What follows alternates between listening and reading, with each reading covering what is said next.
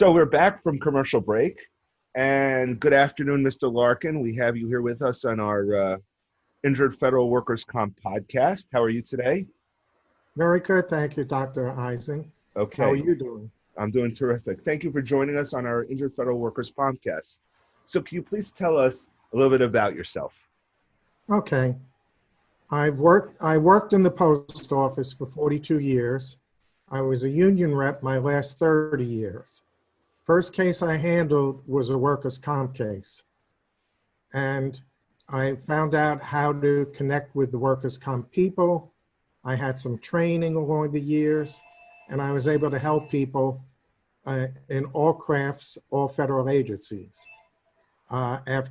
Since I retired in 2012 from the Okay. post office. Since 2012? Yes, I retired from the post office in 2012. And That's what? when I started my business. Oh, okay. And tell us a little bit about this business. Okay. People are always having difficulty getting Department of Labor cases approved, getting pay approved for them, etc. My job is to communicate to them to claim it is necessary for the case to be accepted. And in the course of this, I also assist doctors Okay. who need help with medical reports. Okay. What is the one thing that you've noticed that most federal patients have difficulty with? It's a thing called causal relationship.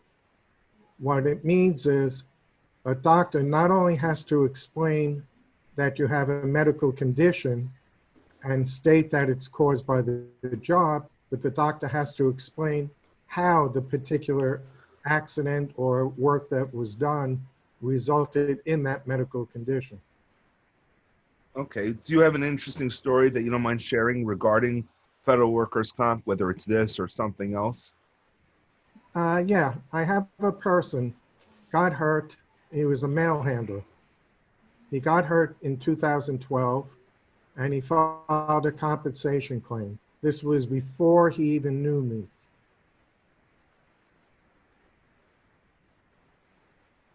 And what happened was he filed with the Department of Labor, telling them that they couldn't even qualify as a department store employees. Finally, the case got accepted for a groin injury and for what do you call it, gangrene, believe it or not. Okay. Now, in the interim period, he returned to work on limited duty, where he wasn't supposed to do any heavy lifting. However, his work involved continuous standing and walking, and the standing and walking aggravated his condition. So he at first filed a recurrence. When he filed the recurrence, they asked him how the recurrence happened. Not knowing any better, he said, well, it happened back when I originally got hurt, back in February of 12. He didn't realize recurrence means that something new had to take place. So they denied the recurrence. He was advised to see me by one of his officers. I explained to him he had what was called an occupational disease. Occupational disease is a condition that happens over a period of time due to work being done. And in this case, due to the repetitive standing and walking. So he filed the occupational claim, and the Department of Labor first challenged it. They finally accepted it for aggravation of groin muscle pull and gangrene. He went for testing. Testing, it turned out, was not from his groin. It was from his back. And after I did some research, I found that the L3 nerve in the back affects that part of the body, the groin. So I helped prepare medical for his doctor. His doctor wrote it. Department of Labor still challenged it, sent him to one of their second opinion doctors. Second opinion doctor said, his condition is not gangrene or a groin. His condition is from his back. So claim examiner says, well, what have you got to say about that? So we responded this is our exact point, that it's his back, not his groin affected. Right. So now she sent him to a referee doctor. We prepared something for the referee doctor explaining how the particular injury to the back resulted in this problem, and the referee doctor agreed 100%. So now they finally accepted the back, but it took another 6 months after that. Wow. His condition at this point was so bad, he needed surgery in 5 different discs in his back. We got that accepted, and now he's totally disabled and collecting compensation. Wow. 2012. Wow. It's good that he's collecting compensation. It's not good that he's going to have to live with this condition for the rest of his life. Right. That's the Unfortunately. problem. Yeah. So, do you mind sharing your web address if you have one, or a phone number, so if prospective clients want to reach you? Yes. Okay, my phone number, 917-575-7500. That's my cell phone. I do have a web address, Larkin Consulting LLC is my actual web. .com. .com. Okay. No Yes. problem. Do you want to leave us with any thoughts or comments or anything you feel that the injured federal worker would benefit from? Well, as I said, the important thing in any case is the worker has to understand what happened with their case, that they communicated properly to their doctor, because many cases have been denied based on the fact that the doctor says one thing and they say another. So they have to communicate it properly and make sure the doctor can explain the relationship of their condition to their injury. And if they have any further questions, they can feel free to contact me.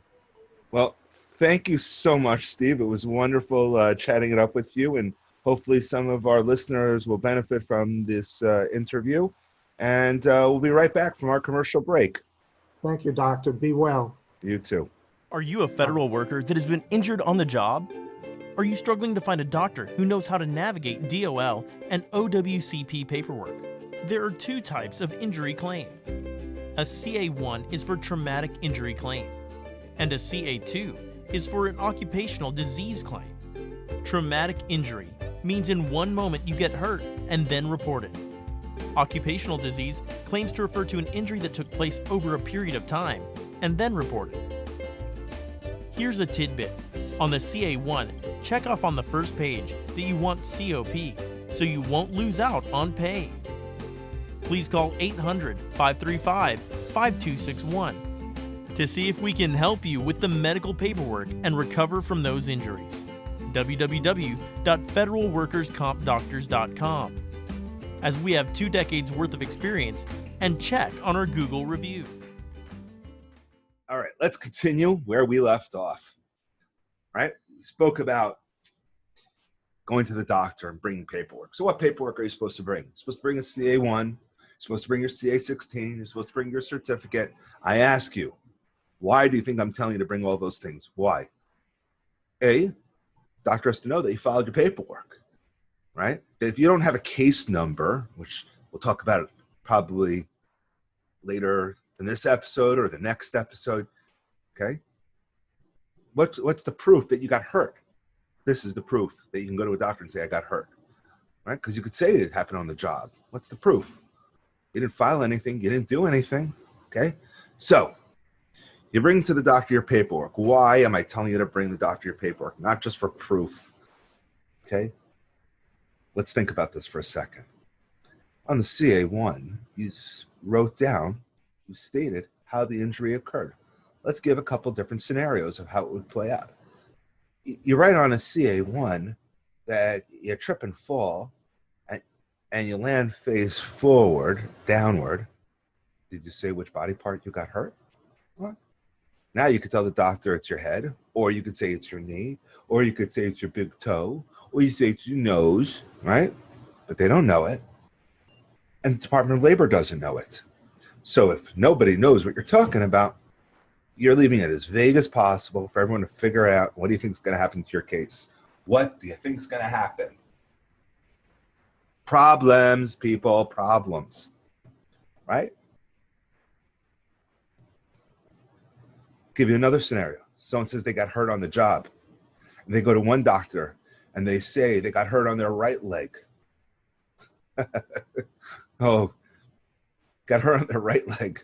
They go to another doctor because doctor doesn't do federal workers' comp. Okay, pause right here. Pause. Okay.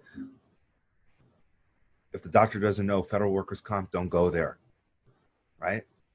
Go on the website. It tells you on the website, on the Department of Labor's website, the doctors. We spoke about it previously. Use our sponsors. They seem to know what they're doing. Right? But when you go to one doctor and they say it's the right leg that got hurt, right, through the back and the pain's shooting down to the right leg, then you go to another doctor and say it's a left leg. And on the CA1, you don't even say that it's shooting down either leg. What do you think's going to happen, people? You're going to run to Central America, right? Right? You know who I'm talking about. Initials MM. Because you're committing fraud. Don't commit fraud. Okay? That's what happens. People, you bring a CA1 so the doctor knows the statement of which you got hurt and what you're telling them. And you write down on a CA1 all the details and make sure your story matches. Okay? We're not stupid. Doctors aren't stupid. They know what's going on. Okay?